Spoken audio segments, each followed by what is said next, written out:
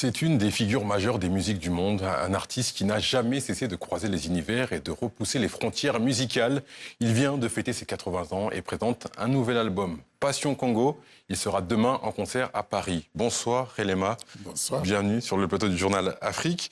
Avec une carrière aussi riche, on regarde vers l'arrière, le passé, ou on regarde vers l'avenir? Je continue de regarder devant, vers l'avenir. Vers l'avenir? Oui. Pourquoi? Mais parce que ça sert à rien, on ne marche pas à reculons dans la vie. Passion Congo, c'est le titre de votre tout nouvel album. À travers toutes ces sonorités, vous avez voulu raconter quoi?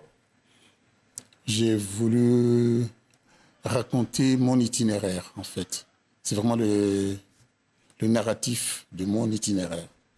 C'est tout. C'était plus un album pour vous qu'un album, on va dire, de la transmission? Ou il y a aussi une partie de transmission dans cet album? Il y a une partie de transmission, parce qu'il y a plein de choses qui sont là. De toute façon, je suis de ceux qui pensent que la musique ne sort jamais du néant. On a beau être compositeur, on prend des choses qu'on digère et qu'on régurgite. Vous allez présenter cet album au public parisien demain au studio de l'Ermitage. Vous serez entouré de plusieurs musiciens.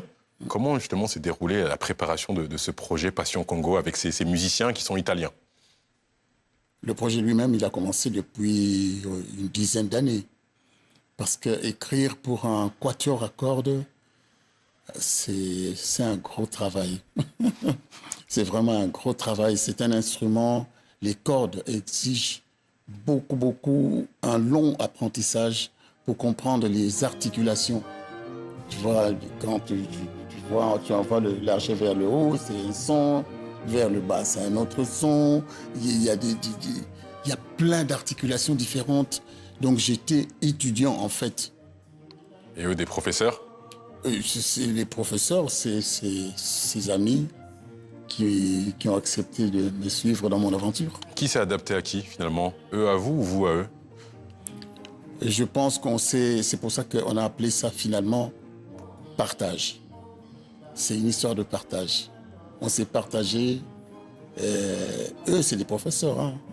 Tous, ils sont professeurs de conservatoire. Et moi, j'apprenais, depuis une dizaine d'années, j'apprends à maîtriser l'écriture pour un ensemble pareil. Réellement, je vous propose de faire un petit voyage dans le passé.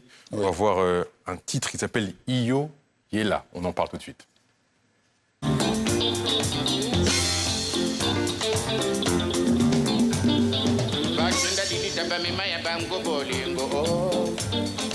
Mokolo esila kana basa esengo Jango moko boye kati ya motema Moto na moto adondo akandenge na ye Mikelenga na tamboli maladi se moko Monganga na yango kaka marabu Yolele Iyo Lela, ça veut dire quoi déjà? Iyo Lela, c'est juste un cri de ralliement. Ok. Ouais. Qu'est-ce qui a changé entre l'époque de Iyo Lela et l'époque de maintenant, 2026? Dans la musique, de manière générale, votre regard d'observateur? Mon regard d'observateur, ce qui a changé dans la musique. La technique s'est beaucoup accrue.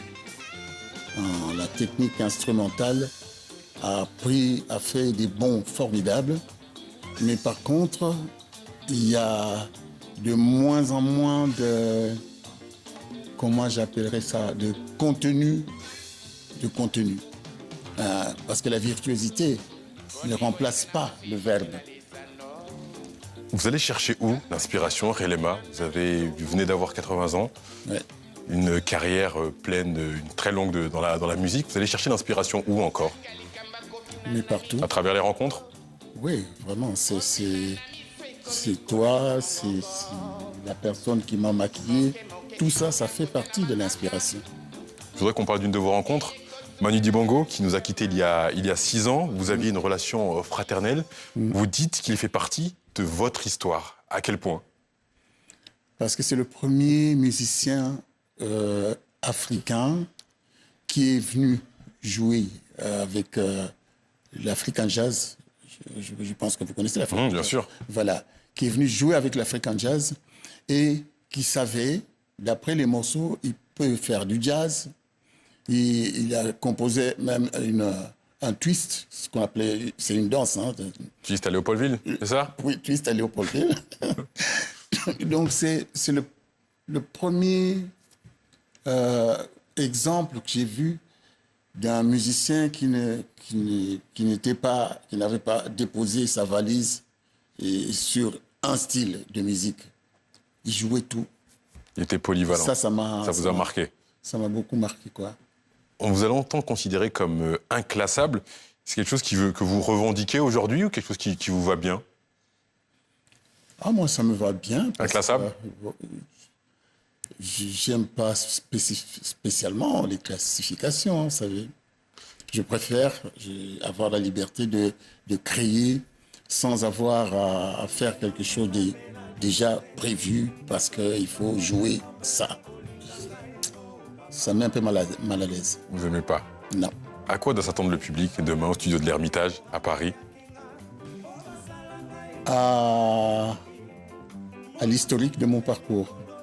Ils vont entendre de la rumba, ils vont entendre de la salsa, ils vont entendre un peu de classique, ils vont avoir un peu de jazz. Tout ça, c'est mélangé d'après une sensibilité congolaise. Parce que je suis du Congo d'origine. Et voilà, le mixeur a un goût de Congo. Tout ça, ça donne passion Congo.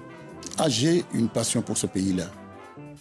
Vraiment, j'ai une passion pour ce pays parce que c'est extraordinaire. Après tout ce que ce pays a subi, ces gens gardent quand même la joie. Chaque fois que je vais là-bas, je trouve que c'est un miracle. Que ces gens continuent de rigoler, de vivre. On peut parler de football?